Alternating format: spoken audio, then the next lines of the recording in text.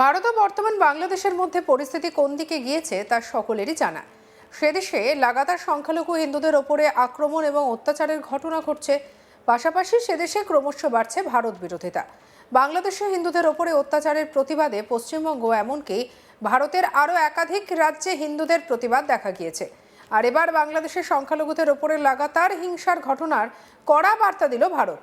গত এক মাসে একের পর এক হিন্দুকে জানে শেষ করা এবং মন্দির ভাঙচুরের ঘটনায় গভীর উদ্বেগ প্রকাশ করে মোহাম্মদ ইউনূসের নেতৃত্বাধীন প্রশাসনকে দ্রুত এবং কঠোর পদক্ষেপ করার বার্তা নয়াদিল্লির। বাংলাদেশে ক্রমবর্ধমান মৌলবাদী তৎপরতা সংখ্যালঘুদের নিরাপত্তাকে গুরুতরভাবে বিপন্ন করেছে বলেই মনে করছে ভারত। আর এই পরিস্থিতিতে আর উপেক্ষা করা যাবে না, এমন স্পষ্ট বার্তা দেওয়া হয়েছে। শুক্রবার দিল্লিতে বিদেশ মন্ত্রকের মুখপাত্র রণধীর জয়সওয়াল বলেন, আমরা এখনও প্রত্যক্ষ করেছি বাংলাদেশে জিহাদিদের দ্বারা সংখ্যালঘুদের ওপরে, তাদের বাড়িঘর ব্যবসা প্রতিষ্ঠানের ওপর বারবার আক্রমণ একটি বিরক্তিকর ধরন। আর এই ধরনের সাম্প্রদায়িক ঘটনা দ্রুত মোকাবিলা করা প্রয়োজন। দৃঢ়ভাবে আমরা লক্ষ্য করেছি ব্যক্তিগত প্রতিদ্বন্দ্বিতা, ব্যক্তিগত প্রতিহিংসা, রাজনৈতিক মতপার্থক্য এবং অন্যান্য বহিরাগত বিষয়গুলিকে এই ধরনের ঘটনাগুলির জন্য দায়ী করার একটি উদ্বেগজনক প্রবণতাও লক্ষ্য করা গিয়েছে। এই ধরনের অবহেলা জিহাদিদের এবং এই ধরনের অপরাধীদের উৎসাহিত করে, সংখ্যালঘুদের মধ্যে ভয় এবং নিরাপত্তাহীনতার অনুভূতিকে আরও গভীর করে তোলে। কি বলেছেন রণধীর জয়সওয়াল, শুনবো। We had on several occasions in earlier presses as well, I have commented on this particular issue that you referred to.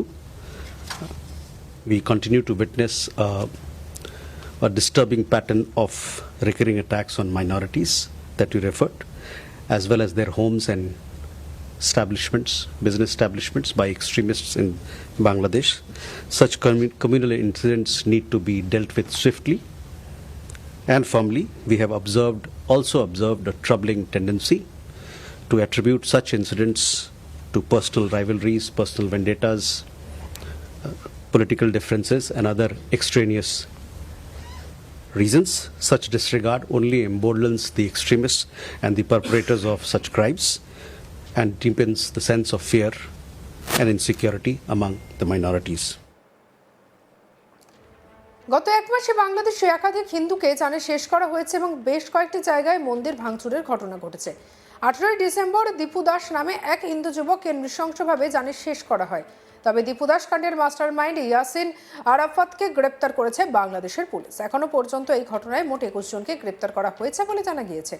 পুলিশের পক্ষ থেকে জানানো হয়েছে, এই কাণ্ডের সময় সেখানে উপস্থিত ছিল ইয়াসিন, আর সেই দীপুর বিরুদ্ধেই স্লোগান দেয়, উপস্থিতদের উস্কানি দেয়। এছাড়া পাশাপাশি এই ইয়াসিনই দীপুকে টেনে বাইরে নিয়ে যায় বলে জানা গিয়েছে। এখানেই শেষ নয়, গণপিটুনির পর দীপুকে চৌরাস্তা পর্যন্ত টেনে নিয়ে যায় এই ইয়াসিনই, তারপর গাছে টাঙিয়ে দেওয়া হয়। এই ইয়াসিন এলাকারই বাসিন্দা, ওখানেরই একটি মসজিদে পড়াতো সে। আর অন্যদিকে অমৃত মণ্ডল নামে এক হিন্দু যুবককে জানে শেষ করা হয়েছে বলেও জানা গিয়েছে।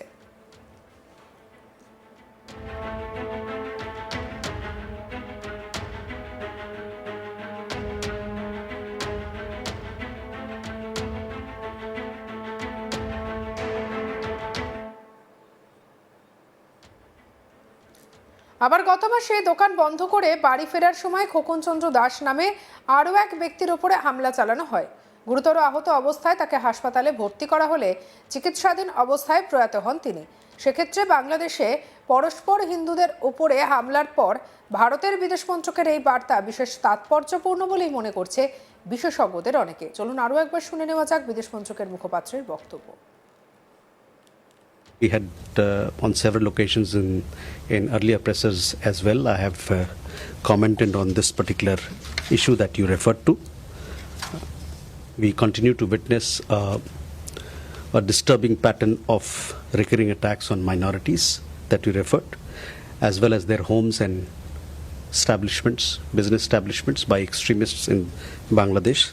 Such communal incidents need to be dealt with swiftly and firmly. We have also observed a troubling tendency to attribute such incidents to personal rivalries, personal vendettas, political differences and other extraneous reasons. Such disregard only emboldens the extremists and the perpetrators of such crimes and deepens the sense of fear and insecurity among the minorities. Bharat এবং বর্তমানে বাংলাদেশের মধ্যে পরিস্থিতি কোন দিকে গিয়েছে তা সকলেরই জানা। সেদেশে লাগাতার সংখ্যালঘু হিন্দুদের ওপরে আক্রমণ এবং অত্যাচারের ঘটনা ঘটছে। পাশাপাশি সেদেশে ক্রমশই বাড়ছে ভারত বিরোধিতা। বাংলাদেশি হিন্দুদের ওপরে অত্যাচারের প্রতিবাদে পশ্চিমবঙ্গ এমনকি ভারতের আরও একাধিক রাজ্যে হিন্দুদের প্রতিবাদ দেখা গিয়েছে। আর এবার বাংলাদেশের সংখ্যালঘুদের ওপরে লাগাতার হিংসার ঘটনায় কড়া বার্তা দিল Bharat.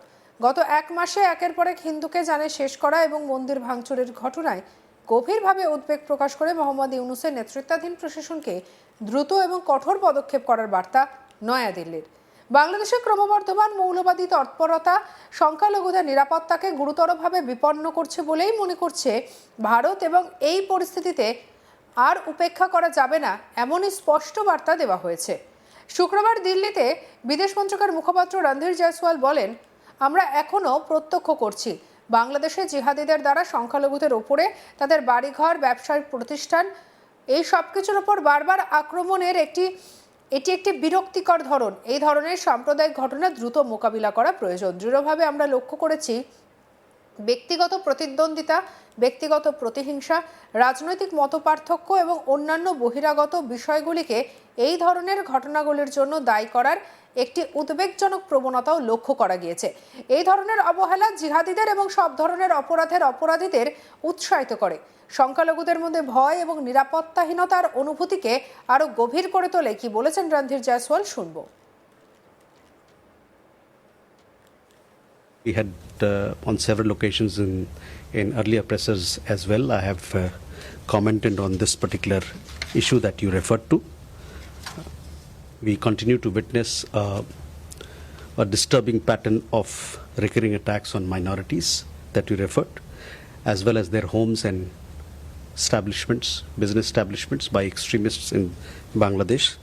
Such communal incidents need to be dealt with swiftly and firmly. We have also observed a troubling tendency to attribute such incidents to personal rivalries, personal vendettas, political differences and other extraneous reasons.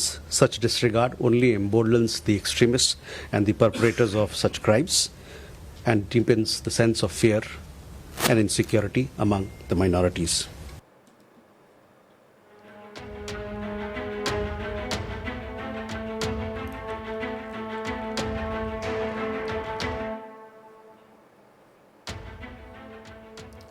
সঙ্গে রাখুন আজ তাক বাংলার YouTube চ্যানেলকে like, comment, share, subscribe করতে ভুলবেন না।